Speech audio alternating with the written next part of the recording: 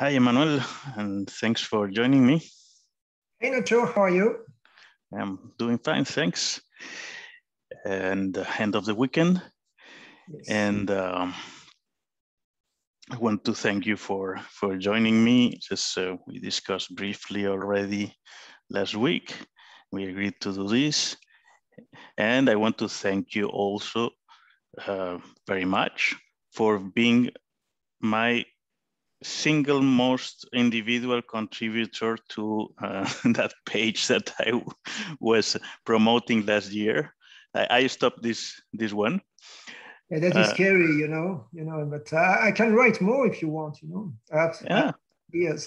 Well, see, I said, like, the thing is that I was asking guys that I followed on Twitter and that I liked, hey, can you send me your pieces? And sometimes it worked, but it was always like too much of asking and re-asking and asking again, so it wouldn't flow spontaneously. So I would expect that more people act as you did, and send me and send me pieces, the things that they would like to write, and they don't have their own personal page for whatever reason, because they didn't feel like it or something.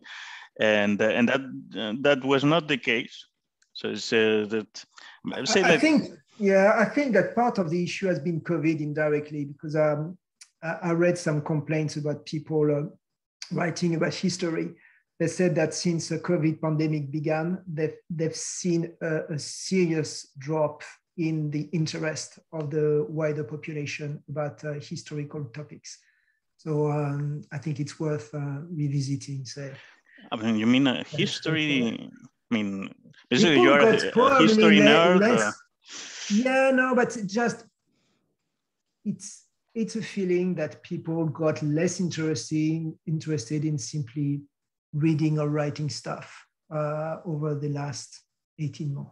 That's what people said. In general, Who okay. were used to publish things. They said, "Oh, okay. If so, how would you explain that?" People having other concerns. I don't know for you, but my life has changed. No, yeah, but let's say I remember some people saying last year on Twitter, but I would say when the pandemic was at its peak and we were very worried, etc. So somehow getting, I mean, well, say like the risk funnel is getting like shorter. I would say, in the sense that the risk is better known today. Not saying that there is no risk or that it's not to be taken seriously. It's just that it's better known. No, it's not my point. My point is people are reshuffling their lives still. Quite yeah. Well, people change the interests, and some people were saying, I remember last year, for instance, it was said by Branko Milanovic, this is another guy who I follow on Twitter, he said on Twitter, I can manage to get reading done. It's just I don't concentrate properly and things like that, so I don't know, but I don't know if that would be scaled or a lot of people giving up on writing us. I don't know, maybe, also something, we are having this conversation that it is possible to have this thanks to Zoom, but and these kind of things have also been made possible, or have exploded with the vaccine. And maybe this time, this hour or two that we will spend having this conversation, we would be reading a book 2 years ago. I don't know. I don't know. I know that in my case, I've read less over the last 2 years. And yeah, plenty of things to reshuffle. It's not necessarily bad things, but you have to rearrange so many things, so other priorities. Yeah, you want to say that it has changed a bit habits, or for sure. But that would be in detriment of reading. If there is data to back it up, I didn't know that. But why would it be the case? Actually, if you would think that, I think that bookshops were doing pretty well. That's also something that I've heard a bit consistently, that like people stacking books when there were lockdowns and things like that. It was not one of the businesses that suffered the more, but maybe people bought books and then they didn't read it. Who knows? So, but for inviting me, you know, and by the way, Nacho, I thought that first, oh, this is a bagatelle conversation you want to have. And the thing is, I thought, bagatelle, what does it mean? So for me, it means two things. The last year I lived in Paris. It was I lived close to the probably the best, the nicest park in Paris, which is called Bagatelle.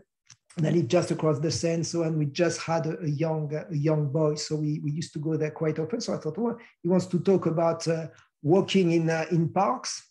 Then I thought, no, the other meaning of bagatelle, it's in French, in good French, is casual sex. So I thought, so I didn't know that one. Is it about walking in a park? Is it about casual sex? And then no, it's about But it has a lot of meanings, right? Many meanings. So she's actually, I'll tell you about why I call this, let's call it podcast Bagatelle Conversations. It's because say my favorite restaurant in Geneva, it's called Bagatelle. La Bagatelle. Yeah. And this was like, for me, a sort of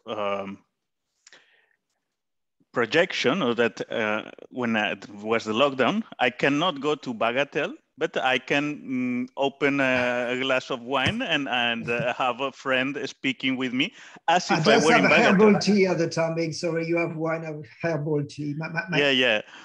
Oh, let me explain this anecdote also. It's just, we followed each other on Twitter, but we didn't know much. Yeah. That was just exactly before the pandemic started. It was early February 2020, because I know that I had gone with my father. It was my present, my Christmas present to my father. I paid to him, like, okay, we will spend a weekend in London together.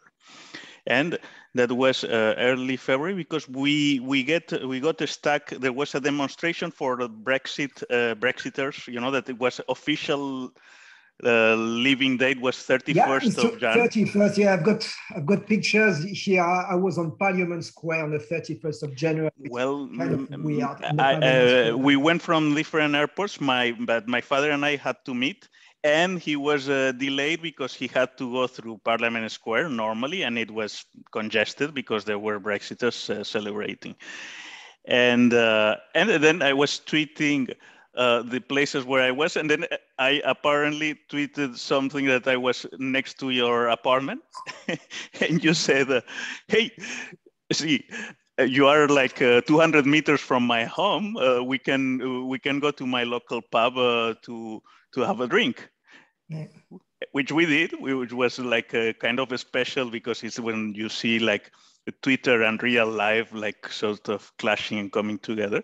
We went to your local pub, and we got beers, my father and I, and you got mineral water, I think, like a sparkling water. I never ever drink beer. You don't like beer? I drink alcohol, but beer, I don't know. I think beer in French must mean horse piece, something like that.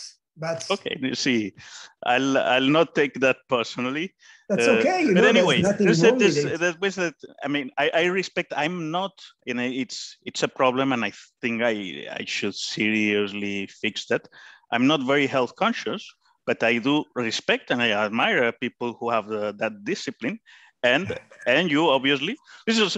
Even if, like, for people looking at this video, it would seem that I'm older than you are, but actually it's the other way around, right? So you have kids who are in college right now, or even out of college, maybe? My 4 kids are adults. The youngest is 19, so the oldest is 25, and he's working. So I've got 4 kids in 4 different countries. Yeah, well, that's another thing also that so. This is also, sorry, because the introduction got all mixed up with this anecdote and all that. Yeah. So you are Emmanuel Clair, right? So you were born in Brittany. I was. Yeah, and you move as a young man to London, to the city? Or? No, not really, because I spent the first 20 years of my life in Rennes. Very happy, I would say, quite a nice city. And then I moved to Paris first to study, ending my education, where that lasted a few years. Worked, then moved to Fontainebleau until I was 30 years old, which was in 2000. And then I was offered a pretty nice job, good opportunity to move to London on the 1st of April 2000. So 21 years ago. And I think, but I mean, you are not touting that off, but it's not secret if I say that that was for Goldman Sachs, I think. No. Was it not there? No, Goldman Sachs, I spent 12 years, but that was later. So I was later. Working at EDF, so the big French utility, in a research center, and they were opening a trading arm, which looked more like a startup then, because we were only 80 when I arrived in April 2000. So, and I spent, after two and a half years in EDF in France, I spent something like 6 years in EDF trading in London. And then I spent 12 years in Goldman Sachs until the end of 2017. And I'm going to be celebrating in 1 month my 20 years of my first professional trade. So I've been trading commodities for 20 years now. First in EDF, then Goldman Sachs, then in more traditional trading houses. Can you tell us? I mean, you in your tweets connect a lot history, energy, and well, see, it's very interesting. Hard for me to condensate in few sentences. But is there something special about trading and in the energy markets that it is different from other form of trading that has like a special insight that you get from doing that? I would say there are, as the saying goes, there are many ways to skin a cat. So you cannot say that there's one way or the other to do it. But I would say that commodities trading tends to be quite different from what you see in let's consider that in a normal bank, you would have, let's say, 4 categories of trading. Just to summarize, you would have equity trading, which tends to be on its own. Then you would have what they call in a fixed income, commodities and currencies. So fixed income, that would be bonds, interest rates, and currencies that you will understand. And there's commodities. I would think that, and you would have credit that would be part of let's say, equity, it's probably a blend. But when you have meetings with all those guys, you would see quite rapidly that outside commodities, the senior traders and the guys who have made money more consistently tend to be very mathematics oriented. So you would have, it's trading outside commodities has become extremely heavy on mathematics. Whereas you would find on commodities a lot more still old-fashioned simply looking at what's going on. If you followed, and being a Spaniard, you may have followed a little bit more than other Europeans what's happening in the gas market at the time being.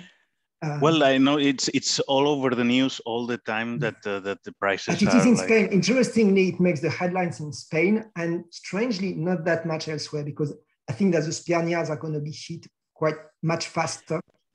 But the thing is, it's very difficult to understand. I'm not talking about forecasting what's happening at the timing, which is, by the way, a massive surge in gas and power prices, which are hitting the Spanish first, but everybody in Europe is going to end up paying more for their electricity and gas bills. You cannot really understand what's going on here if you don't look into what's happening in Russia at the time being, with a drop in flows in gas. And if you don't look at what's happening in China with a higher demand, and if you don't look at what's happening in the new regulations about carbon, about pollution permits called EU ETS. So if you don't spend a lot of your time scanning through what's going in the world, well, you're totally lost in. I'm sort of lost, and I was I am an industrial engineer, and I wanted to go into energy markets when I was younger. It says I ended up in consultancy. I did like as a default option, it says like not choosing, but I did my not PhD, sorry, not PhD. Let's say like sort of diplôme fin d'études or travaux fin d'études, whatever. It's like the last 6 months of college in a Spanish engineering school. You have to work on a project, and that was on solar energy. And I was admitted to a PhD degree in Ireland to develop somehow about that. And solar in Ireland, yeah, and you realized it was a joke, no? Well, it was more about feeding schemes, and it's like the thing is that because Spain photovoltaic PV energy was booming at that point. It was like a bubble because there were feeding schemes. Yeah, it was at a crazy price, yes. At a crazy price. I think it was 400 4 times euros. the average median tariff or something like that over 25 years. I don't know. But the thing is that there were American hedge funds that were like financing PV installations in Spain. And it is like, it was propping up a lot. And at the end, now I don't know, they are like in Luxembourg or something like that, because the government discontinued the scheme, but these guys had already the installations, and the government in got Spain confusing. realized, yeah, but it's quite a long story. I don't want to bore the auditors, but there was, especially in Spain, obviously it makes a lot of sense to put the photovoltaic in Spain. It's now done very efficiently and way cheaper. Typically, they used to pay as a subsidy 400 euros a megawatt hour. Now the cost of production in Spain is below 20 euros a megawatt hour. So the price, or the cost has been divided by a factor 20. The problem there is they installed those facilities until I think 2008, before the technology was mature enough. Crazy subsidies. There was a lot of cheating because one of the issues is producing from diesel engines was cheaper than producing from photovoltaic. So you started having projects producing at night. It was a bit weird.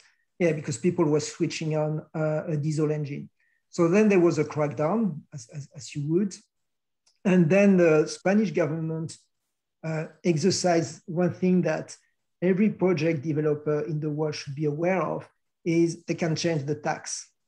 So there were a lot of projects where that I think went bust. You think, okay, we pay you that, you have that paper signed, but we're going to change the taxation you have on it. So with the leverage there was.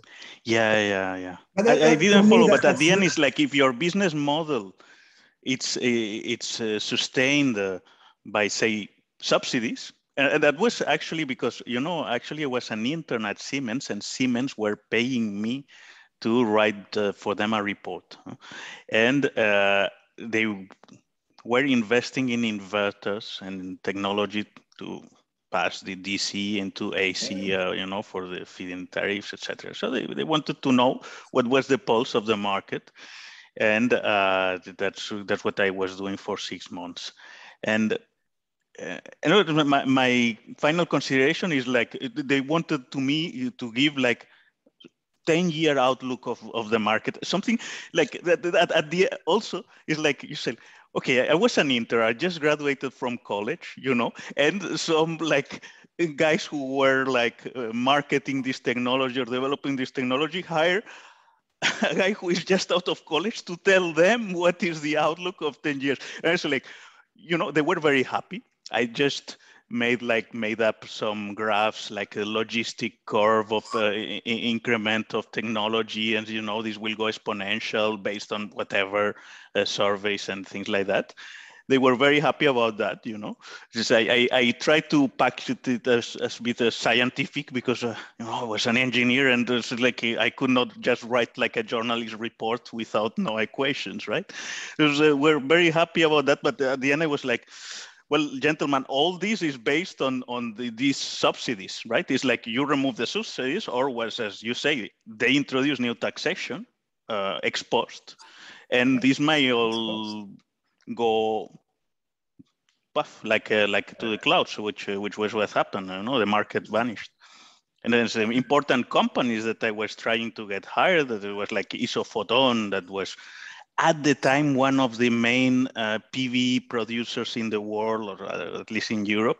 These companies went bust. Yeah. But the technology, I think, is great. But one of the lessons is the governments, democratic ones, it's not a problem of the nature of the government. They always reserve the right to change the law to some extent, and sometimes through taxation. So if you start having this, and that's probably a lesson for post-COVID, you start seeing new taxes here and there. So having, doesn't mean that you should not do projects, but you always have to keep in mind the government may change taxation, and in this day and age, it's likely only to get tougher. So that's the way it is.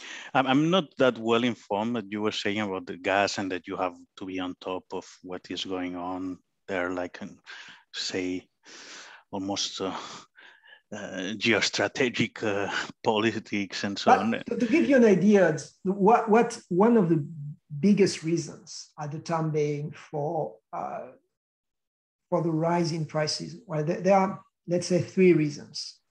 At least we can understand the present. And by the way, I'm not going to tell you what's going to happen in the future. I don't know.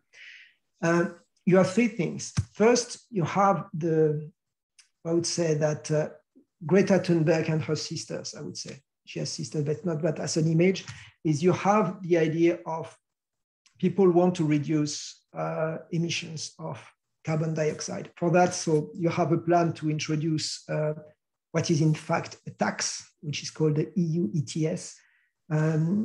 So to tax carbon emissions, especially from power generation. So it introduces, what is, they call it a trading scheme. But there is trading, no, of emissions. Yeah, it's a trading scheme, but you would argue that it acts like a tax on producing, but obviously with a floating level. So that's the first thing, which, by the way, the voters wanted, with the people in Brussels implemented. You would say everybody wanted that. So cannot complain or be careful what you wish for.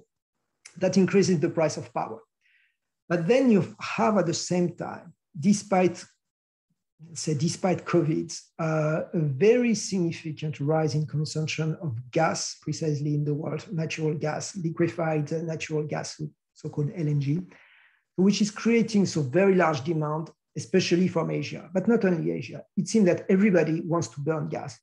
It's definitely cleaner. I'm not sure it's cleaner in terms of greenhouse effect, because you have all those leaks, but it's true that at the burner tip, it's cleaner than coal. You're much less likely to catch a cancer if you are close to a gas turbine than if you are close to a coal plant.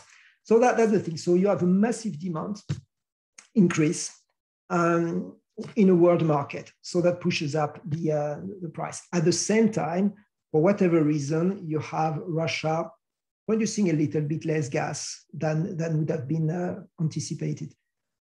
Is it because they cannot? Is it because they don't want to? The thing is, you have the three elements, one say emanating from Brussels, another one from Beijing, another one from Moscow. They all go in the same direction. And we'll say, by the way, Beijing is more like Asia. Moscow, it's more like entire block of entire Russia. So you have all the things. And there are the three elements. How long will that last? I don't know. But that's the type of things you have to look into just to understand what's going on. Well, in Spain, honestly, I don't know if it's connected to the current surge of that is more a general trend, but that's something that was in the news that was kind of interesting also because it leads to randomness and these kind of things that we like, the guys from Real World Risk Institute. There was the leader of Frente Polisario, I don't know how it's called in English, of the Saharauis who got COVID. In French, it's called Frente Polisario. Yeah. Frente Polisario, okay. Yeah. Well, this guy got COVID, and as I would say, like all good leaders of Algeria, etc., he didn't want to get treated at home. So he asked to be shipped to Spain. Yeah, it's either they always end up either in France or in Spain. You know. Well, this is that Bouteflika, you know, he had a plant at Hotel President Wilson that it is 2 blocks from my home. Yeah. And there was like when he was being treated for his sickness, and there was like permanently a group of Algerian dissidents that were outside. That was like a couple of years ago. You know? Well, then this guy, he asked to be shipped to Spain, but Spain then took him like secretly because they didn't want to piss off the Moroccans who occupy the Western Sahara. Yeah. Okay, but then the Moroccans were tapping everybody's phones, you know, because they had bought this Israeli technology, and they find out that the guy was being treated in Spain. And then that led to a major diplomatic crisis between Spain and Morocco. That basically, well, they were more or less, you know, shipping people to Ceuta and Melilla and all that. So that they stopped to policing the border, right? So it was a mess there, and then the Spanish is trying to play down the game, you know, and I don't know what the type of concessions that they have been made to the Moroccans, but then they managed to piss off the Algerians. And now it seems that this was it was in the press, but I have not followed the story very closely. The Algerians, they have like a pipeline and a contract to supply gas to Spain, and that contract is expiring this month. And it seems that they are saying that they are not going to extend the contract. You know, maybe as you say, because prices are so high that they can ship that gas anywhere. I would call that, that I follow that stuff on the pipe because it's part of my work. It's kind of what they call in good American red herring or some political hand waving. It doesn't change anything. The gas finds a way because it's not. I guess the prices in Spain don't depend exclusively on that pipeline, or it's more like a commodity, right? So it's a worldwide price or something, you know. Yeah. Viewed from French eyes, it's the endless row between Morocco and Algeria looks so weird, knowing that France was with obviously the former colonial power of those two countries, and I think, well, many people of North Africa in France, you don't necessarily make the difference if they are coming from Morocco or Algeria. It seems that they do. Well, it's the longest, closest border in the world. You know, Morocco, Algeria. I didn't know. Yeah. It's militarized, and you know, there are families that are separated, you know, because you say you don't make the difference, but for some people living near Ouda, they don't make that much difference either, but there is a hard border and they cannot cross. So if you have relatives in Algeria but you are living in Morocco, you will need to go to Alicante, for instance, and then to Oran, something like that. But anyway, yeah, so it may be more like political hand waving, as you say, you know, it's just interesting when people, it's like gossiping, but at another level, right? It's a bit, anyway, there's. So tell me, what do you want to know about Bagatelle? What I didn't tell you about Bagatelle also is that I checked in the dictionary, right? And it was like a triviality or something like that, right? That's a usual meaning. Okay, well, that's you know, I don't take myself very seriously, right? So I'm just making this because I truly enjoy talking to some of you, you know, just don't pretend here to resolve any world problem situation or anything like that. So, and as we were talking recently about that you were on Fontainebleau and that you are a health conscious guy, and it's like I learned recently that you were training not at a pro level but at a high level there, right? Can you tell us more about that? It was like you were training with guys who later became Olympians and that kind of thing, so not being yourself a professional sportsman. Yeah, no, I realized one thing is that ever since I was 16 or 17, I have practiced some form of intense sport at least 3 times a week, and usually quite a bit more, unless I was sick. And I think ever since I was 16 or 17, I will only be sick twice, not that much. So over the last 25 years, I've probably exercised 3 to 5 times a week, sometimes a bit more. Be it swimming, running, weightlifting, cycling, hiking, whatever, usually lonely sports, by the way. But the thing is in Fontainebleau, and I wrote one thing about it. Oh, and by the way, then I learned recently that I had met guys who were at the Olympics lately, where I knew of some of them in table tennis, but that was more going with my son, who used to play table tennis at a good level. What was interesting in Fontainebleau was to see those youngsters. So I was training with them. They were just training on another lane or on another field, sometimes running with them. What was amazing was to see what was a very small club. We were talking 20 adults, probably 20, 25 adults, 30 children. Out of the 30 children, 2 of them became a French champion of cross country. And one of them went to the, I thought it was final of Olympics, but went to the semi-final of Olympics in the 1500 meters. So it was an athletics club? Or? Yeah, it was an athletics club, a running club. That was just across the road from me. But what I realized about that coach is that he insisted on one thing that, by the way, resonates in trading as well. He insisted that you should not get injured. And one of the most important things in training, and some other say, the good gurus of coaching, they insist on one thing is don't get injured, which you could translate in financial life is don't sustain financial casualties that you have difficulties to recover from. You know, that's what they call in the real world, real risk, whatever, RWRI, the notion of absorbing barrier. It looks obvious. Obviously, if you get injured, is kind of, if you train too hard and then you've got some pain that is a little bit too much, that can be injury, can be small, but you can train for a week, for 2 weeks. So, and they are making sure, the thing is making sure is a big word, but putting yourself in a situation where you will still be able to stay on the table.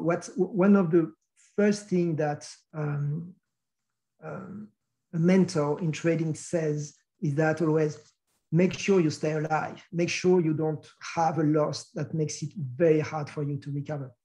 So what was interesting is to see that that coach, that, by the way, used to work in the army. So you would imagine, well, he used to be in the army. He must be a tough guy. Was the nicest coach you could imagine. But training the guys slowly but surely. And you would realize, oh, I'm training with that guy. By the way, it made me think, because I trained with him, I was already 28. And frankly, at that age, I didn't care that much anymore. I thought, anyway, I'm worth something. But seeing that training that insisted so much on, I'll make sure that the guys are not tired beyond the point that makes it so difficult for them to recover. And then you see them a few years later, wow, those guys are doing really, really great. So they were good, they became great. So we're talking very local clubs. I could compare to other, and in London as well, I've seen some crazy coaches and they would say, oh yeah, those youngsters, I'm training them. And you look at that, sometimes you would even think, wow, that level of training seems to be so suspicious that these young people are able to sustain. So you start suspecting, are they not taking some products to be able to sustain that? Because I used to be able to train probably a little bit harder than average. And you see, wow, those kids, they're able to train way harder than I've ever been. The thing is, if you if you train too hard, you get injuries. That can be of plenty of different kinds. That could be shin splits. That could be for women not having your periods anymore. That can be exhaustion. So you have plenty of things that can happen. And so seeing some coaches thinking long term. And by the way, if you have a coach that pushes you very hard, you may have outstanding results for 2 or 3 years. What happens on the long term? And I could see sometimes in trading that could be people taking too much risk. That's kind of the equivalent is, oh, I'm going to bet the ranch. Well, you might win. I'm going to bet the ranch again with what I've won. At some stage, you are more likely to have a big accident. Actually, I talked to Luca Delana. I don't know if you follow Luca on Twitter. I don't, but he posts some interesting things. Yes, so he wrote a book on ergodicity, and it was like, I would say, ergodicity explained to the layman, very interesting. And one of the examples he put is his cousin, who connects with this, a ski champion, like at 15 or something like that. It's like, well, actually, at 16 he had like a major injury and he never recovered, right? The level. So it's like, say, like normally the guy who is a champion at 22 or 26 is not the guy who was faster at 16. It's just a guy who was fast enough, but didn't get like a massive injury, right? There's a question of, I think Taleb says always there's a lot of information in survival. The thing is about skiing is sometimes just one accident is enough. The sport in itself is quite dangerous. Whereas if you are in running, it is pretty rare to have the notion of, oh, I tripped over and I broke my leg. It happens. It's rare. And okay, you broke your leg while running. First, it's very rare.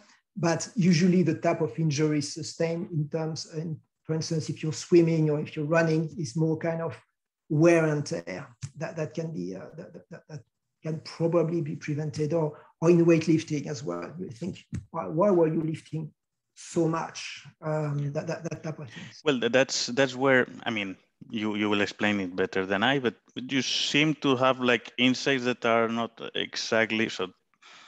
Taleb's is like this barbell strategy in the sense that applied to sports as well, that you should walk a lot and then do like a very aggressive short time efforts like weightlifting or maybe intervals or that kind of thing. Yeah. And more or less ignore what is in the middle. And you say like, listen, there is value in the middle. There's a lot of value. I think I will tell you also something that you have been vindicated now with COVID, right? When like people were like having pulmonary problems and things like that of lung capacity, in a way that vindicates what I think you wrote last year. Yeah, the thing is, my understanding of Nassim Taleb is when he says something that could be just an aphorism, and it doesn't have to be taken literally. So I think the idea of barbell. He does say that all the time, right? Yeah, it makes a lot of sense, and as well, he makes the point with religion. He says, but the problem with some religious zealots is that they just take religion literally. And that the thing is, so my understanding the barbell strategy makes a lot of sense to understand the concept. For instance, in sports, that would be, I'm just going to do a few short sprints, very short sprints, or weightlifting, and then I'm just going to do very long walks or joggings over 2 hours. Which, or in finance, that would be, I'm going to put my money in extremely safe deposit. Let's say extremely safe. I'm going to contradict myself. Government bonds, which I think should be avoided, but at least on cash or on very risky ventures. By the way, you can, if you do that in sport and money, you may be very healthy, or you can become very rich if that's your purpose. The idea of the middle ground is, by the way, that what was so interesting for me in seeing those top coaches. And the thing is, what is interesting is you meet the coach, you find, that guy is good. and you have the vindication that the guy was good 10 years later. Thought, okay, that's fine, and you train, you don't care that much anymore, but you think, well, it's better than what I've seen. The middle ground is interesting for different reasons. If you just do, for instance, in sport, sprints or weightlifting and say long walks, I can tell you, you're not going to be a fast runner of 1,500 meters or 5,000 meters. You would think, oh, I've done the two extremes. Yeah, but probably your stamina is not as great. So the good coaches would just train you across the spectrum. So what I was seeing on those coaches, they would do sprints, series of 30, 40 meters at full speed. Then there would be series of sprints of, say, 10 times 300 meters. Then you would have another session of 4 times 3,000 meters.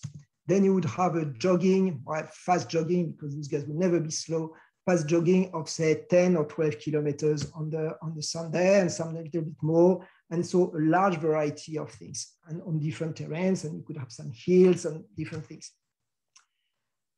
In finance, that would be the thing that instead of putting in government bonds, you try to do more slightly riskier bonds. You would have a little bit of equity that is kind of blue chips. The thing that you get from all those things, well, first thing is you need more commitment because you need to pay attention. That the thing is, because what I'm describing is that, well, precisely, you're going to spend time on it. But you get information and you get a large variety of things. And if you think about an athlete, it's not just the guy who has a large heart, but there are plenty of things to develop. The thing is, for the immense majority of people, say 99.9% of the people, you don't really care if you're fast on 2,000 meters. In the end, who cares? You probably just want to be in a good shape, and that's it. So just doing that, a little bit of weightlifting and a little bit of, say, walking or whatever, a little bit of cycling is probably very good. So that's one of the barbell strategies, I think, are just an image that you probably need to look at the two extremes. But I would think that if you want full information, you have to do different scales. That's another thing that Taleb insists on is, well, scales matters. Yeah, scales matters and scales matter in a way that you get information by doing a. Well, that is the thing, that at the end, these things, have, say, many levels, okay? And where the barbell strategies say, like, okay, work 80% of your time and do barbells 20%. I think that might be, I mean, for me, for someone who is not doing sports regularly, following that advice, it will be positive, right? If you are into a sport a lot, then this has like nuances, and there are like layers, etc. And this, so even we could say, like, what's a barbell strategy, right? But what is safe for you, it's not safe for me. You're taking like government bonds, but like maybe if I was having this conversation on Twitter once with Paul Portesi or something that says, like, if your family is like a family of pizzaiolos, maybe your barbell, the safe part of the barbell, is owning a pizzeria, right? And there is this book that I was telling you I was reading, and I finished it this weekend, and I was commenting also last week with James Marsh. It's from Spitznagel. It's called Safe Haven. Mm-hmm. He talks a bit about barbell strategies and so on. So it's like, I see, apparently some people pan the book in Amazon reviews because it doesn't give the recipes to be applied exactly, and it's like that's what some people are expecting. But he gives like what is a safe haven and what is not. Okay, and then he said, like, he classifies safe havens into insurance, into safe havens that are alpha, as he tells, that have explosive returns, and safe havens that don't have returns that can cost or give you some money. Then and what is a safe haven, what is not? It's things that that they have layers that you have to discuss, that what it may be for one, it may not be for another, and that kind of thing. And it's saying that if I'm talking about finance right now, but I think if you went to sports, it would be the same, you know, with some. The thing is, another thing to realize, we were discussing about gas, is that things change. There was, even a year ago, there was too much gas on this planet.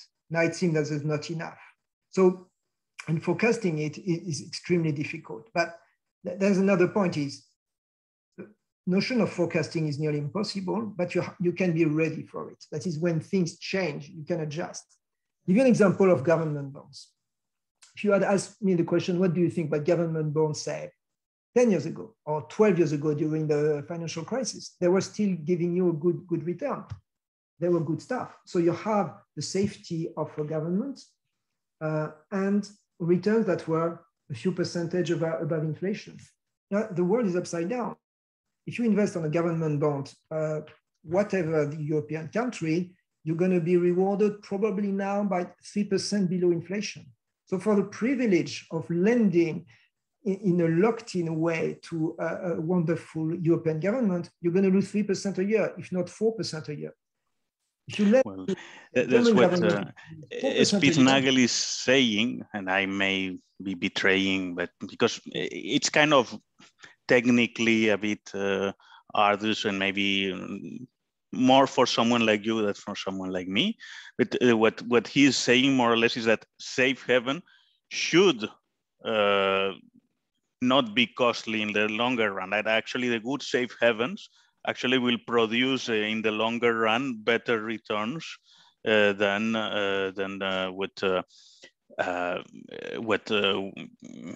you will get somewhere else. And it's like he questions a bit the logic that, you know, less risk should, you should put more, you should increase your risk to get more returns. He says that he doesn't view like that, the way that's the standard finance, which he goes to say that the standard finance is not falsifiable, and he does not agree with the standard finance as a no, model. But the standard finance is what is, I took the exams of CFA and immediately gave back, you know, this level 1, 2, and 3. And frankly, you had to answer to the question, and I found, okay, this is the answer they want, and I think it's so rubbish, it's not even funny. The standard finance that says risk and return are really related, no, they forget one thing, is that there is work, or there is being business acumen. You know, if it was just enough to take more risk to have more return, but we would all be in Monte Carlo and being on the roulette. There's that notion of, there is the notion that, yeah, you have to put the efforts in. For me, it's an anomaly that may last. The fact that government bonds in Europe, especially, or in Japan, are so extremely low. You know, 4% below inflation, that means that after 18 years, your asset value has been halved. You essentially lend, for the privilege of lending to the government 100 euros, you receive 50 euros or euros of French. Okay, and you think this will last, you said, this situation? Well, I said it's... In Japan, it has last, right, decades. There are a few things. You know, the reason why I don't really want to focus, especially in public, is I could be right and then proven wrong, so wrong a year later, but in the meantime, I've changed my mind. So, oh, you were wrong or you're right. Well, guys, I was. As it stands, I think that governments are so happy to have low interest rates and they can enforce it, because it's essentially transferring money from the pensioners to essentially the government chest. But if you had asked me 12 years ago, is it possible to have negative interest rates? I would have thought that it's mad. What could that ever be possible, to have sustainable negative interest rates? Well, now that you come to that, I noticed, I read again your articles, and you mentioned, excuse me, you mentioned having a conversation with Heilet Geman on negative prices for, I don't know, yes, for all absolutely. future, something like that. That was a theoretical possibility, and that you said that you understood that well, but it had never materialized until recently. So yeah, Elliot Gemon, who was, I think, the PhD mentor of PhD professor of Taleb, huh? Taleb. So I met her. She was a consultant at EDF Trading when I joined them in 2000, and very interesting conversations. And we were having a bagatelle conversation on the desk, and we were discussing, is it possible to have negative power prices? And then what was interesting, so we were engineers and her, and we realized, yeah, absolutely. There's nothing that prevents, for very good reasons, negative prices on power.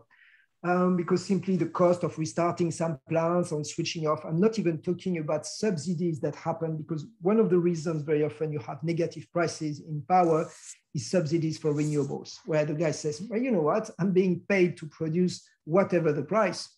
I'm going to just produce even if the price is at minus 50 euros a megawatt hour. But even without that, it was quite clear before they had happened that even in a normal world, you could have negative power prices.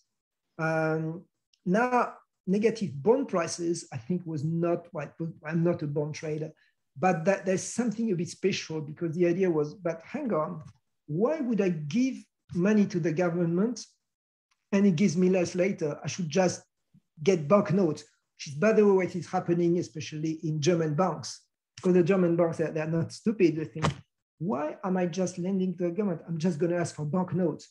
The problem is it costs money. You have to keep, you have banknotes, you have an entire room full of banknotes, you have to pay gas. Yeah, security and security, custodian. And you know what? The rats, they love to eat banknotes. That's they love to eat old books and banknotes. So you have to take insurance against rat and mice. But anyway, I think that I don't see this idea pushing a lot more, but there have been conversations about banning cash also, and maybe for that reason, and then the government could just penalize you if they want for holding cash, or change their policies and then increase rates. There's depending on the situation, so that would give them. I mean, if that you are saying that you just take your money out of the bank and put them in a safe in your home was not an actual possibility, you could have negative rates and but for me it's a sign of something broken. But you would argue, well, the world has been broken for thousands. Oh well, you will be penalizing virtuous behavior, in the sense that people saving money would be penalized versus those who don't. You said virtuous behavior. Can you give a definition of what is virtuous behavior? Yeah, no, we will get philosophical, but anyway, that's why is this bagatelle conversation, and we can say anything. And because I just not a professional economist, just an aficionado, but I like to chip in and say that maybe that this situation goes forth in time. I see. I mean, I will not be able to make the case very eloquently because I'm not an economist, but related to somehow low fertility rates or decreasing populations, and then that there is less of a inflationary pressure or growth, and then that can somehow sustain like a kind of a deflationary sort of economy for long time periods. And I just say that Japan are like kind of pioneers. What is going on in Japan, it's I think like Europe's picture 10 years up the way. Yeah, Japan is special, as you know, that they didn't accept migrants. So that's why it's not that their fertility rate has been that low. It's simply changing a little bit, but yeah, yes, it's true to say that I think that it may be related to survival, right? Because I mean, if they need to provide some jobs, I see that I've been to Japan multiple times over the span of a bit more of a decade, and not a lot, but with different timelines, that so that you get to notice differences. It's like, for instance, I was there first time, I think it was 2008 or something, and I was very exotic, and I was stopped for selfies on occasions or something like that. So happened to recently, me in China, less so, yeah. Well, it depends also, of course, on the regions. Okay, so this wouldn't happen in Tokyo, but it would have happened that I was stopped for selfies in near Nakatsugawa or something like that. Your nice beard, that's the thing. I was more photogenic back then. Yeah. But anyway, yeah. And then so but you don't know, you know Taleb's PhD mentor, but you don't know Taleb personally, or do you? I've never met him. Yeah. Okay. This is you are just a reader, and you happen to like many of us Real World Risk Institute people. But yeah, it's just what I was wanting to ask you as well is see that we were mentioning energy and how it relates to history and these things that you many times connect very well on your tweets. And so last week we were talking about La Chaux-de-Fonds and the mills, that are underwater mills. So for those who don't know, La Chaux-de-Fonds is a city, a very special city here in Switzerland, that it is more than 1,000-meter high. So I think it's the largest city over 30,000 people, over 1,000-meter high in Europe.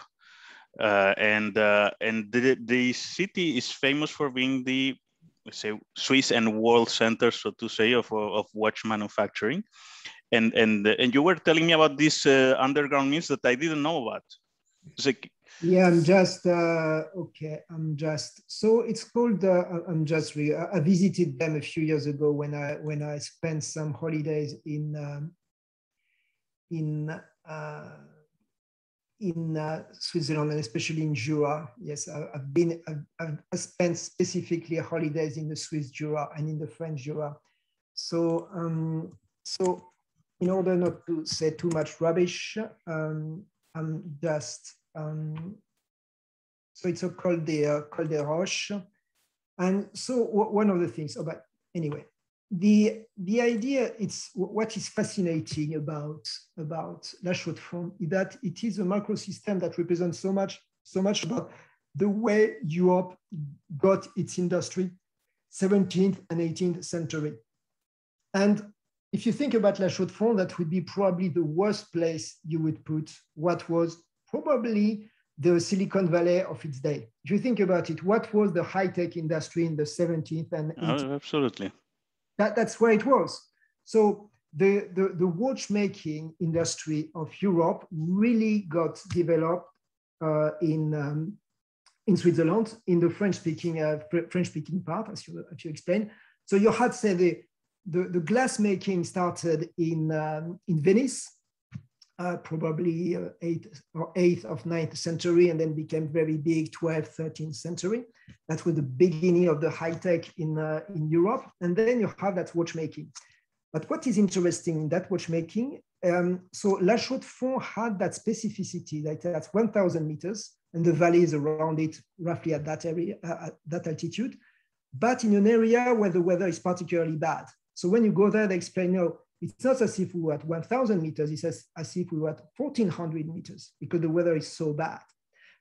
It can snow in the Jura at 1,000 meters at any time of the year. In July, you may have snow. It's pretty rare, but it can happen. I told you last time I was there, it was in April, and it was snowy, which is normal there. Yeah, and I've been cross-country skiing in Les Rousses, which is on the French side, which is at 1,000 meters, and you arrive, it's okay, there's no snow, and then you arrive on that plateau, it's full of snow in February or March. So, and they explain, yeah, it's a pretty harsh climate. So you think, okay, those guys put that Silicon Valley, or you would imagine that San Francisco is the same. You know, you can imagine it's the best or the worst weather depending on where you are. But in this case, it's pretty bad. But it goes even further than that.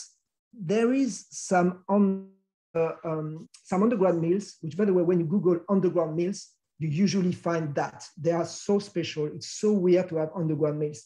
And they were developed in the middle of the 17th century. So why would you do underground mills? Well, because you don't have the choice. You don't have the choice because the area is full of chalk. And you may know that chalk or limestone is very good to have wine, or then you can grow wheat, like around Paris or around London. So you have the bread basket.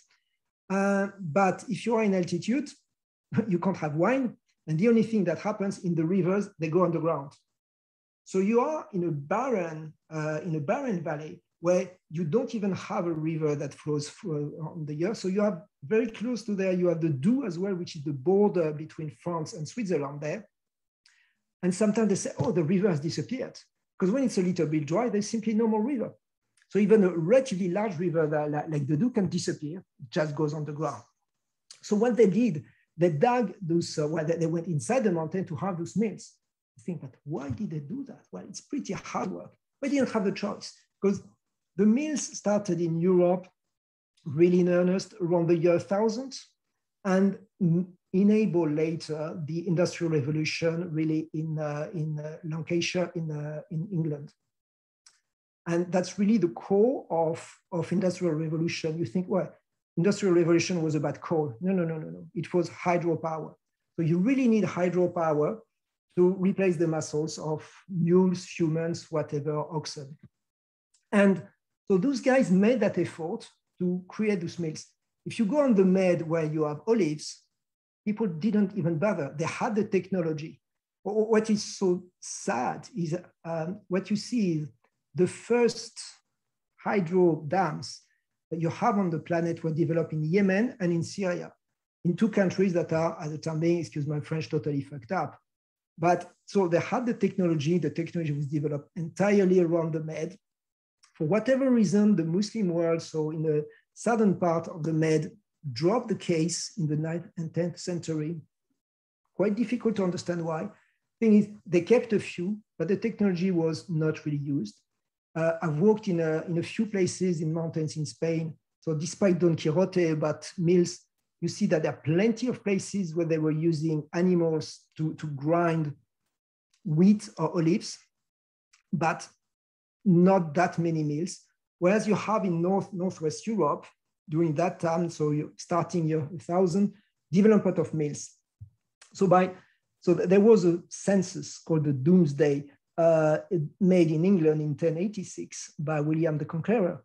And they found they registered more than, around 5,000 mills for a population of only 1.7 million people. It seemed that the mills were everywhere in that part where you didn't have olives. But usually they were in places, so you had 1 mill per 300 people. So it's very good because once you have built it, it doesn't cost anything. You don't have to feed a mule, you don't have to feed slaves as well. So to be able to industrialize, because first you start with mill, but after that you can do the fulling of wool. You can do plenty of things. You can start crushing ores.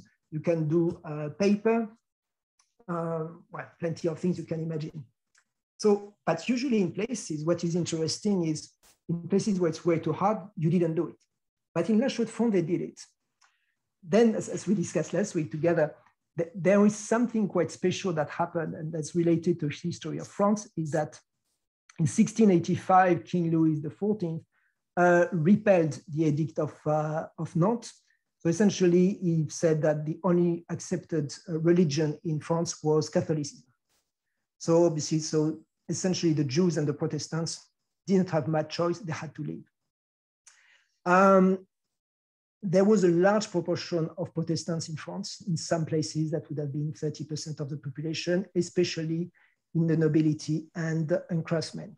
There's another thing, by the way, that I think Taleb has shown that, and but Montesquieu was explaining that already. In many countries, unless the minorities are hunted down, they tend to be more economically successful than the majority. I think the explanation is, as you cannot expect to have grandiose jobs in politics or in the army, the only thing that is left is, I'm just going to make money. I cannot be I cannot be a lord or whatever. Well, so I'm going to make money. I think there will be also something like a reversion to the mean or something. If the majority were successful, then yeah, you cannot be statistically from an outlier. It's more likely to be in a smaller group than in the large group. The large group will be more representative of the mean, right? So there will be like I would say like a statistical explanation for that. Then I don't rule out also what you were just saying, that that there are some professions that will be barren to some of the minorities, that they will need to do things like trading that have more explosive payoffs, or that they club together also. It's like, I mean, it's the fact that you are excluded means also that it creates like an in-group solidarity, or that you cannot have to everyone, but to a certain group of people, then you can. So yeah, so that's what happened. So in 1685, the Protestants were basically expelled from France, and they went where? They went to, obviously, to Protestant-friendly countries. That would have been England, that would have been Ireland for some of them, that would have been the Netherlands, that would have been Germany, and that would have been Switzerland. It happened that they called the Huguenots, and that would have been South Africa. Sometimes when you see some names in the South African rugby team that are French, well, essentially they are Huguenots.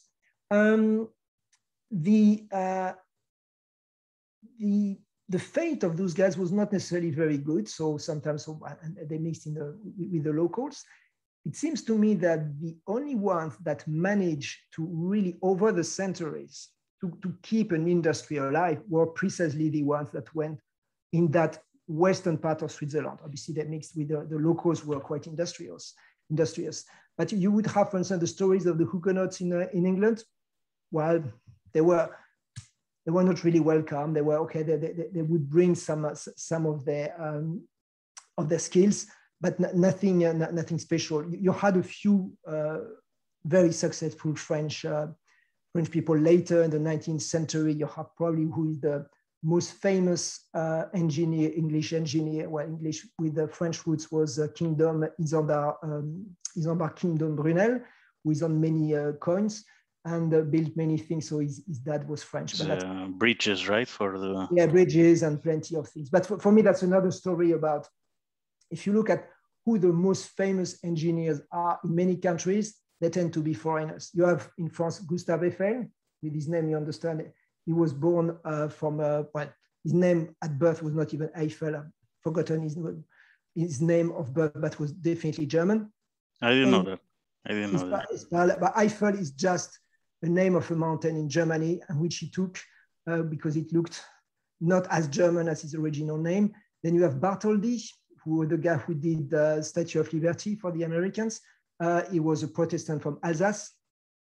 So, and you have Leonardo da Vinci, who was an Italian, who ended up in France. This is interesting because I don't know if you have read Mandelbrot's autobiography, The Fractalist, but he explains about the advice that his father gave him, and as a Jew, right? And he said, like, to him, like, careful with government jobs, because you get stuck, and if if the bad guys come for you after you, then you cannot escape. Careful with law, because somehow it's also like, I mean, you can practice in one country, but you will not be able to practice in another. Careful also because that was Mandelbrot's mother experience. She was a dentist, and she graduated, I think it was in Poland or in Latvia or something like that. She could not practice when they went to Paris. So this is like the only secure profession for us is like industry or something. So engineer is fine. And it's like, and at first Mandelbrot was studying aeronautics, and that was very happy. They said, like, at some point he got he started understanding that the government had too much of a stake in aeronautics, and then he began to be worried about that choosing. You know, funny to say that about government jobs. Well, I mean, obviously, I've had quasi civil servant status when I was working in France. What struck me is that people thought that their jobs were very secure. I always thought that the jobs were not secure. Yes, you can keep your pay for decades, but they can make your job genuine hell. So it's not as if you're just going to be made redundant, but they can make your job so uninteresting so as to drive you crazy. Yeah, well, that's the paradox of risk. Are you sure? Yeah, no, sorry. This is on Spitznagel, I think. Also, Taleb says, so I think the paradox about risk that sometimes you need to take a bit of a risk to be less risky, right? So sometimes like the jobs that seem the more safer, where you have like an income every month and that seems safe, you are working for a big, large corporation, and the large corporation bankrupts, and then you are like 20 years into that corporation out of a job, and you don't know to do anything, Exactly, because the danger comes from the fact that you are not learning skills in a government job or quasi-civil servant job that is usable in other places. And that would be, by the way, the same thing if you've been working for a very large company for 20 years. I've seen that. Yeah, if you've worked for 20 or 30 years in a large multinational, the thing is, at some stage, 2/3 of your effort is about understanding internal politics. It's not that politics cannot be used elsewhere, but usually there are very specific politics to one set of to one specific company. So it's absolutely useless. So the danger of those sometimes interesting jobs in very large entities is that, yeah, but at some stage that entity may disappear or may not consider that they want to give you anything interesting to do. So then you are de facto made redundant unless you just want to be alone in your room. And I've known quite a few guys having their careers ending in simply having very little to do, and they could not go elsewhere. Yeah, well, there's also something that now that you mention about companies is that well, you have this entrepreneur side that I didn't know.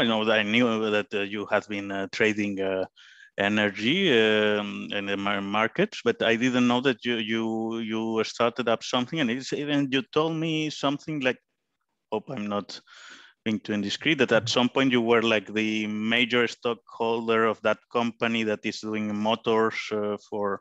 Yes, I still am. Yeah. So it's in some ways the notion of what I like is the difference between the skin in the game and soul in the game. It's so around 12 or 13 years ago, I started to take a keener interest in startups, in new technologies with different things. The beginning didn't go very well, by the way. First, just as an investor, you try to understand what people are doing, so you have meetings. And more like 4 or 5 years ago, I started to have more time and being authorized, simply because when you work in a bank, you're simply not authorized to be, say, non-executive director in other companies. You can be an investor, but you cannot have an active role. So, in some ways, I started my career as an engineer. I would say a frustrated, failed engineer, but I didn't give up, in the way that I'm still alive and kicking, trying to, my first professional love was engineering. Is it because you're an engineer and a PhD in finance or something like this? No, not at all. No, my PhD is in hydrogeology. So it was studying. That's why, by the way, when I saw underground water mills, I could understand why they had to do it. It's not to think, why are they doing it? Are they stupid? Well, no, they didn't have the choice. And I could understand how difficult that was as well. So no, I did my PhD in something that I realized that was a total dead end. It was soil cleansing. That said, I've just been contacted 2 days by some academic, how do you call that? Research engine. Is that, was it you writing that PhD? I thought, yeah, I nearly said, yeah, that's me, but frankly, it was rubbish. So, so it was about soil cleansing. I realized that specific realm was was a commercial dead end. It was technically interesting, but nobody would buy that, or nobody in their own mind would buy what I was developing. Then that's when I shifted to energy. So never had any formal upbringing in finance. The thing what is very different from say startups versus say successful financial entities. Discuss that with you. So let me take the quotes exactly. So explain you that famous quote of Leo Tolstoy's novel Anna Karenina is, happy families are all alike. Every unhappy family is unhappy in its own way. So it has been said many times. So what that means essentially, well, you could say, well, things that are happy are functioning all in the same way, and things that are unhappy, they are just fucked up in their own way. I would say that it applies for me for every well-managed large financial institution. If you think about somebody from Goldman Sachs talking from somebody in a good job at JP Morgan, they would understand each other very well, even if they're not exactly doing the same thing, same language, same discipline. And you would see that if there's a fuck up in some banks, which happens every now and then, it's probably because something was precisely screwed up, lack of discipline, lack of understanding. We discussed, for instance, the thing that we don't exactly know what happened yet. Will we ever know that? But what looks like a pretty big fuck up by Credit Suisse with Archegos, you see that you have three major banks involved. You had Credit Suisse, you had JP Morgan, and you had Goldman Sachs. Goldman Sachs and JP Morgan, they didn't lose money. They may even have made some money. And Credit Suisse didn't seem to know what was going on. What happened? We don't know, but it seemed that they didn't know what was going on. So in this case, you have the happy banks, all the discipline, who just know what we are doing. It's kind of mediocre stuff. It's not that they're doing something outstandingly good, but at least they don't fuck up. That's the thing. There's no big mistake. And what we've seen since, in 2008, in some banks, every now and then, I've made mistakes. I have to say that a lot of those banks didn't fully recover. And in general, European banks, and I'm including in European banks, Swiss banks and the British banks. So Europe as a geography. I would think that the American banks, even though they were very flawed, probably just as flawed as the European banks, had a discipline, were enforced by their shareholders, the regulators, people shouting, people, they say, calling a spade, or in French, calling a cat a cat. So speaking truth to power in many ways. So what you have, successful financial institutions tend to be all alike. What I've realized in startups, some of them, my involvement have been small shareholder, large shareholder, very large shareholder. In the process of creating my own startups, where I would be the sole shareholder, that's thing that in the making at the time, or engineering side or financial side. They are all different. So the difference is in those large institutions, you would hope and expect that they are more part of a mediocre system, in the way that you don't want them to have a very big weakness. In a startup, you don't necessarily care that much. Obviously, you don't want large weaknesses, but you want the spark of outstanding performance. That would be a startup with an outstanding product, or an outstanding customer base, or outstanding discipline or reporting. I've seen startups doing things simply because they were able to monitor much better than their competitors where the money was going. So if you think about a chain of petrol stations, the way you manage a petrol station sometimes is you just know what you're doing. It's not that you don't do fancy gimmicks, but you're able to monitor much better than anybody else. So that's your advantage. So, but at the same time, you should not expect that a startup with between 5 and 20 employees is able to do everything, to understand everything, from accounting, tax regulation, access to financial markets, having a large customer base, having the best products on the planet, which, by the way, creates some issues sometimes to make people invest or be interested in those startups. I've had many conversations telling people, oh, look at that is good. And they tell me, no, that is missing, that is missing. And then I turned to them, I said, guys, you're just describing to me a company that would be worth $1 billion. We're not talking about that. We're talking about a company that has great qualities and some weaknesses. Weaknesses that if you were a large established corporation would be totally unacceptable, but for a startup, it's very different. And that means that the other point is, I would twist the Tolstoy words, is that all happy startups are all different.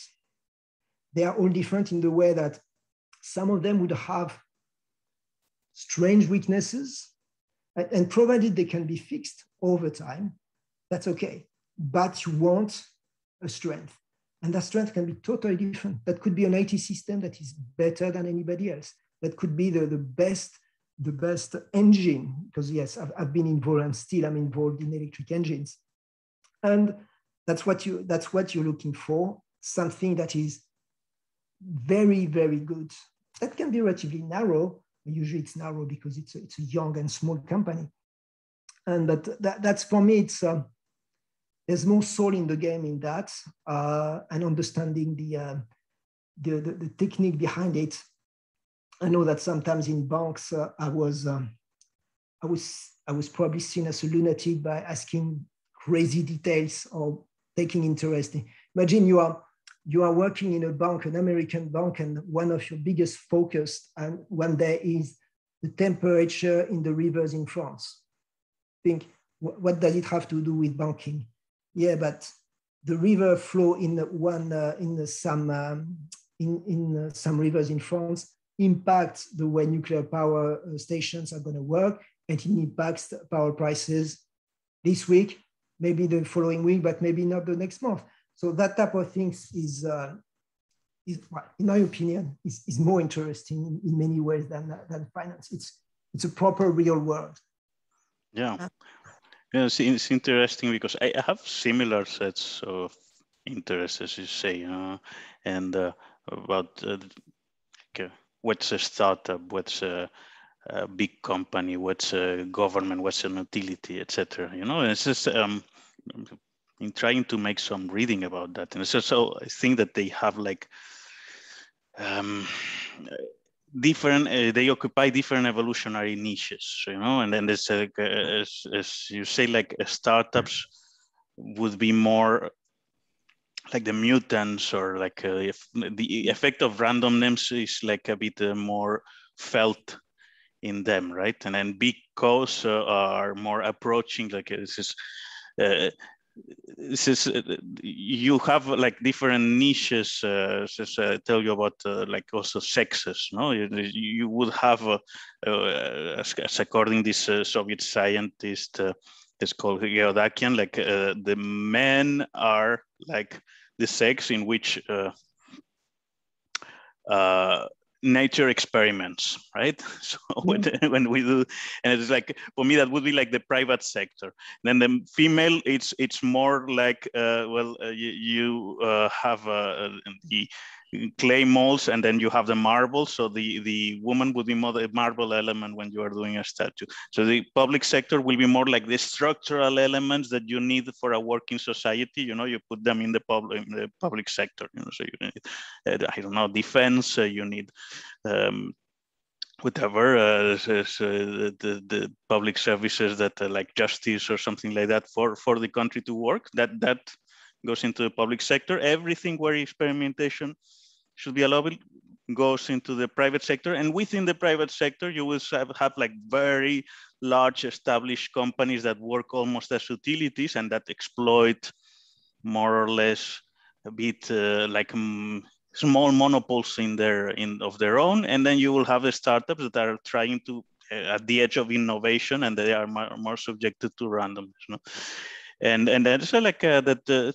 Trying to see if there is like some books on this, or making parallels with with the biological world. He came up with a paper, just a paper. I also downloaded one of these books, but it was more like an academic kind of economic course of an American professor called Armen Alkian from Armenian origin, and he wrote a very good paper that is called Uncertainty, Evolution, and Economic Theory. And he says that that companies are actually not entities that optimize P&Ls, but are more companies that there are more entities that are subjected to randomness, and there are some that that more or less survive. There's links to survival. There is something that you were doing. So the selection is not done by the P&Ls as much as by survival. That sometimes it may be related, but it's not like correlation is not that meaningful, right? The P&L that I'm convinced that, by the way, individuals, unless they are profoundly insane, don't try to optimize P&L. This is what, by the way, some leftists are accusing capitalists of doing. You will find that the good capitalist will think about survival. It's like I said at the beginning, is the first lesson of trading is stay on the table, stay on the poker table, because it gives you some possibility. Live to fight another day. Yeah, that's what. Sorry if I quote him all the time, but it's also like we're fans of Taleb. That's also why we connected. So what Taleb said: if nature was about optimizing, you would only have one kidney, right? The other kidney is redundant. So. Yeah. No. And I know quite a few successful businessmen who are not young anymore, in their 60s or 70s. And you would find that some form of mild obsession, just mild, about survival. So plenty of things, so which leads to very mild paranoia. So, and it becomes this, sometimes what is said to, businessmen, they said, yeah, I am paid to be paranoid. Gentle paranoia, it's a question of trust but verify, that type of things. Are you sure? You check again, especially when you think that there is some risk. That's the thing. That people who are, and by the way, we all know as well people who maybe made good money in their 20s, 30s, and just retired or could not work anymore due to sometimes bad reputation, but it's probably not what people want to do, even if they had made for money for. What I've seen is that paranoid is a very loaded term. There's people associate like this. It's like Taleb, what he is doing a bit on his tweets, etc., is like, I guess, trying to turn it around to convert it almost in a positive quality, right? And it's like he gives these examples that are, we'll come to that, maybe asymmetries, right? That it's better to make up a snake for a stick, a stick for a snake than a snake for a stick, right? So you err on the safe side. And this is like being paranoid sort of pays off. It's also the thing that sometimes also is paranoid is very loaded in related to madness or something like that. But what you would call some of the paranoids first, some of the characteristics of paranoid people is that they are generally very smart. So it's you characterize the psychiatric disorder, it normally affects like people that are smarter than usual. Okay. And it's also like the fact of seeing like things that like two moves ahead, so to say, right? So it's like, also for me, sometimes this paranoid mindset is like just not occupying yourself about the obvious, but also about the second order effects. The problem is when we normally apply the paranoid as an adjective, I think we do in people that are seeing things that are not there. Yeah. Right? But it's just also, it's just a very pleasant example that I read recently about some guy who died on 9/11. right? So there were a lot of stories on the 20th anniversary that were popping up. It's like he was the head of security of. Was it? I think it was some big investment bank. That was a famous guy. Yeah, that's. Well, and this guy was like doing drills every term or something, because after the '93 attack, he was persuaded that there would be another terrorist attack in the building, but the company, that I don't know if it was Merrill Lynch or JP Morgan, or I don't know, they had a long lease and they could not leave the premise as it was his advice. So he was doing security drills every 3 months. And then this was like World Trade Center dependent on the whatever Harbor Authority of Manhattan or something like that. And it's like when there was the first plane crashing in, they say like to the guys who were, the North Tower was the first plane crashing. The second one was in the South. These guys were in the South Tower. It's like, guys in the South Tower, you don't need to panic. And these guys say like, no, we are going to leave the office right now because the other tower may collapse. And if the other tower may collapse, may take this tower. He didn't know about the second plane, no? But he made that calculation. And it's like, I don't know, out of, I read the numbers, it was something like 1,200 employees or something like that, was the 13 deaths from that company. Yeah. One of them was him, because he was doing like ups and goes all the time, you know, so he died after the people had evacuated. He even came again. And then there was the second plane that crashed, etc. So this is like kind of unsung heroes. And if they had never been plane crashes into World Trade Center, this guy would just be a paranoid, right? Would be like a guy who went to Vietnam and went nuts and was making everyone doing drills every 3 months and was over the top. So, well, anyway, this is just coming back because I was telling you this asymmetries and the snake, the stick or something. And I noticed half of your articles are about asymmetries. The ones that you wrote for Antifragiliste. So it's an interesting topic. If you think about business or sports, you genuinely find that a lot of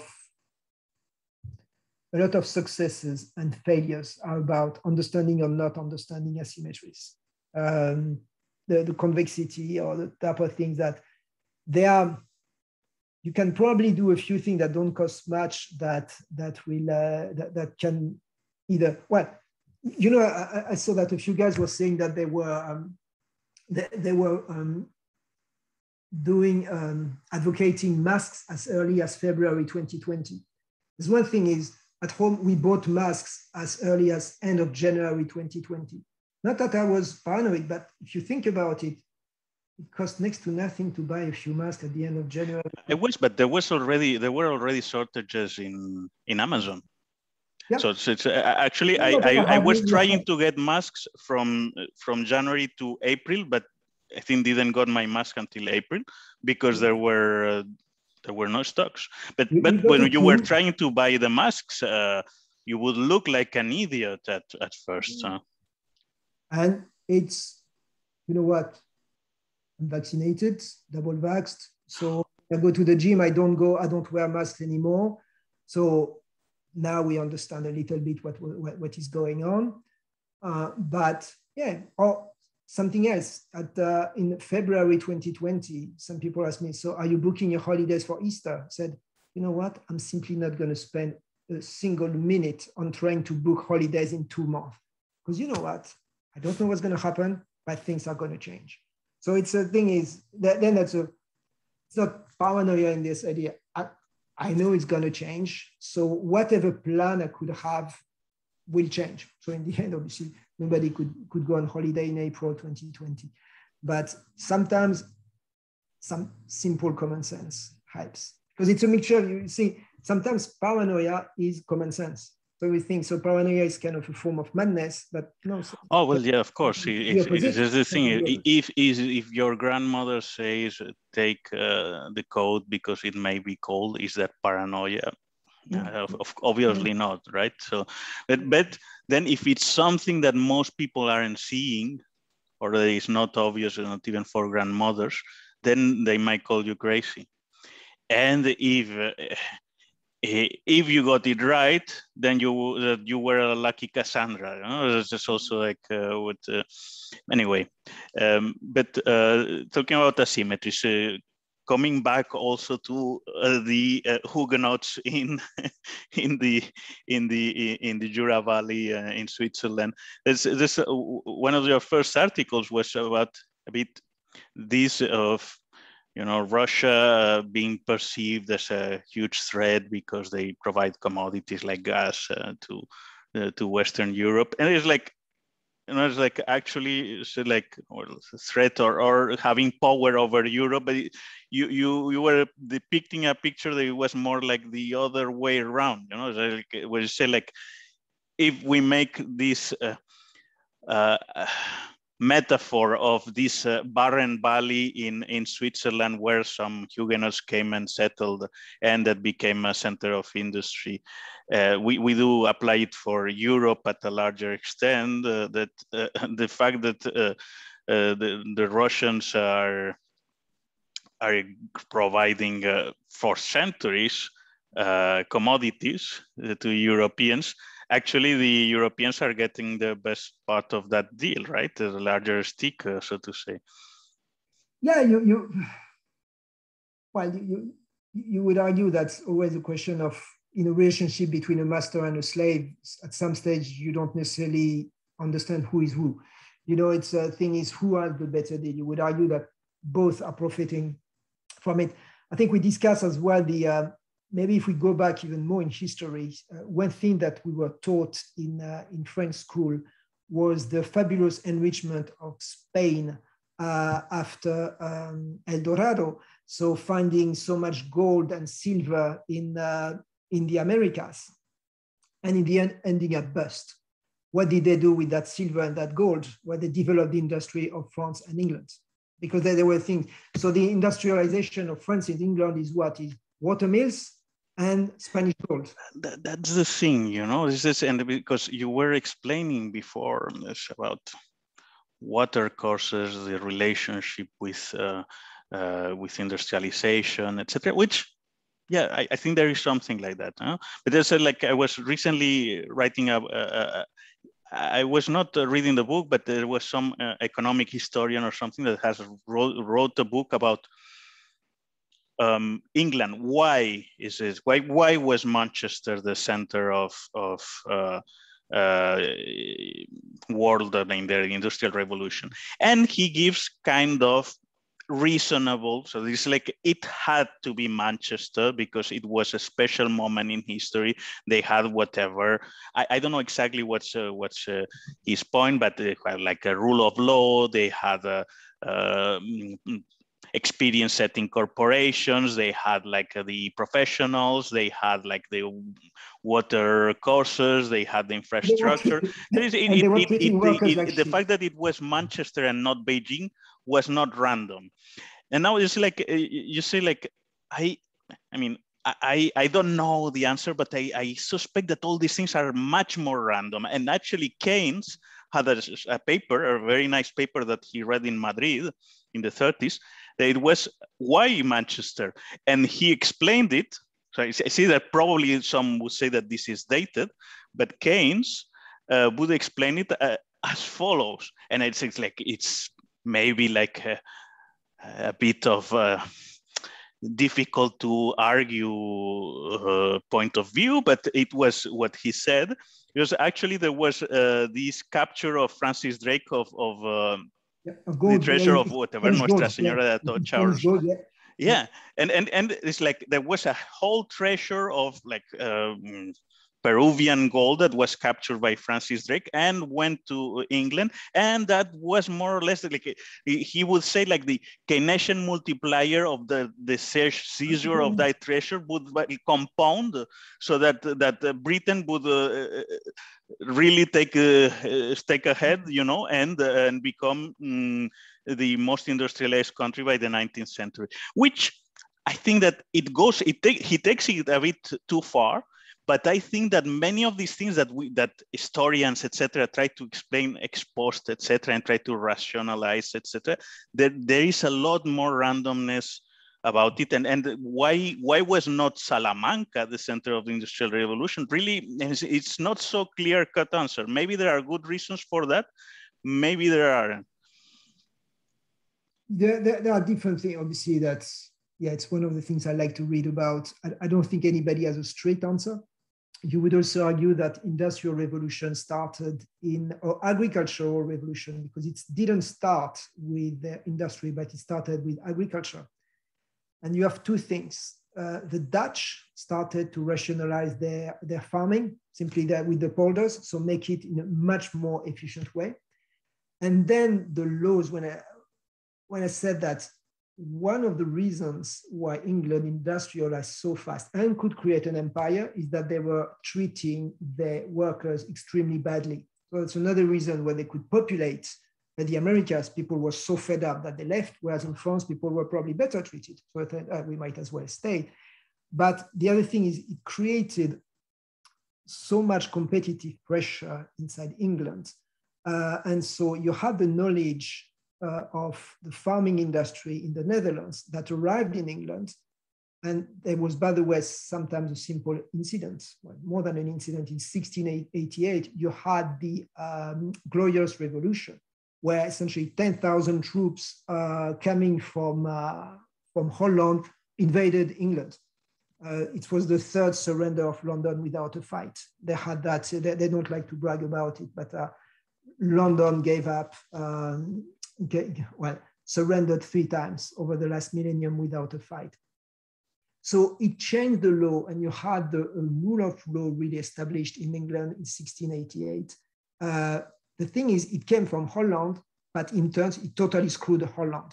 But the other thing is, the thing that came from Holland, so you have Holland, as the Spaniards know, was probably the most powerful country pound for pound in the 17th century. So tiny country, ruling the waves, ruling the seas. And at the time where William Orange becomes the king of England, first thing he does is, in the end, screwing Holland. But that's another story. So you have all the things, but there is randomness. I don't think there is a single reason. People say it's about coal. No, the development of England had, in the end, relatively little to do with coal. It's being ruthless as well. So the entire development of industry by creating monopolies of textile industry in Lancashire and around Manchester that you would not find elsewhere. But yeah. There are so many theories, right? So it's at the end, that's what some blame it on enclosures. So you know that there were these cattle brewers, and then they could not keep entertaining the sheep because the king or whatever started to grant enclosures, and then that would eventually lead somehow to the Industrial Revolution. There are all these sorts of theories that are, so to say, plausible, right? And that at the end, as I tell you, like I see that there will be some structural elements in support of some of these things. There's another theory that I like. I think this is from an Italian. That's also, you see, like each one we explain it at their own, with their own kind of explanation, right? Italians would say that that somehow we run out of wood by the 17th, 18th century in Europe. In Southern Europe, we would run out of wood. So probably there is data to sustain that. And that would make that the Dutch and English navies overtook the Venetian and the Spanish ones by far, you know, and then they had a dominion over the seas. There are so many such plausible explanations, you know, that at the end it's like, if you combine them all, you find something that it's pretty much random. Let's say, like, you know, that's but it's also the geography plays a big part in all this story, you know. And it's like there is this book by Jared Diamond. I don't know if you have read it. say Guns, Gems, and Steel or something. It's a pretty good book, you know, and it's like it explains more or less how Europe having this east to west gradient or something like that, and Eurasian having these communication lines or something has like a bit of better head start than the Americas, that is more a north to south gradient, right? This point is about precisely the Anna Karenina effect, is that the fact it's about domestication of animals. What is so amazing is most of the domesticated animals, it's incredibly difficult, by the way, to domesticate an animal. There are so few that you can. I think there are like 12 species only of domesticated mammals. Yeah. And so you would have, I think, in the Americas, you would have the llama, which in the mountains, and you would have the turkey. And I think that's about it. Yeah.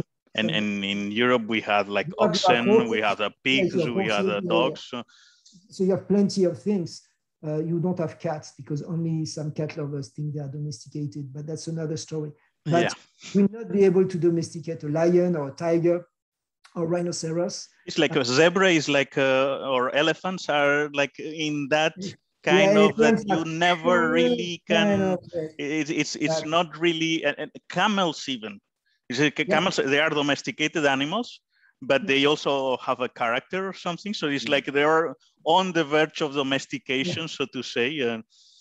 But you can't compare to a dog or especially to a horse. So the dogs are actually like they say like actually there is a co-evolution between dogs and men, right? And so like even read this story that dogs have rounded eyes than wolves, right? And it is because probably they have been selected by humans that see like human traits on dogs, and they will see like round eyes that look like human, then they prefer those dogs to the others, you know, which is kind of crazy if you think about that, but it makes sense. Anyway, it was a pleasure talking to you, Emmanuel. We have been talking for almost 2 hours now. Yes, thanks a lot. And yes, thanks a lot. And maybe let's do this some other time, or if you come to Switzerland, I will take you to Bagatelle. No, the next time I just have to explain you why on bicycle you can travel faster than light. But that's okay. It's true that you are a big bicycle. We'll explain why you can bicycle enthusiast, and I didn't ask you about that. But let's keep something for the next time, right? How you can make so much money and travel faster than light with a bicycle. Okay, this is like interesting. Maybe you can write about that, and even if I'm not officially asking for submissions. That would make a good piece. Okay, I could do a submission. Faster than light travel. Yes. Okay. Thanks. Nacho. Have a good evening. Bye. Bye.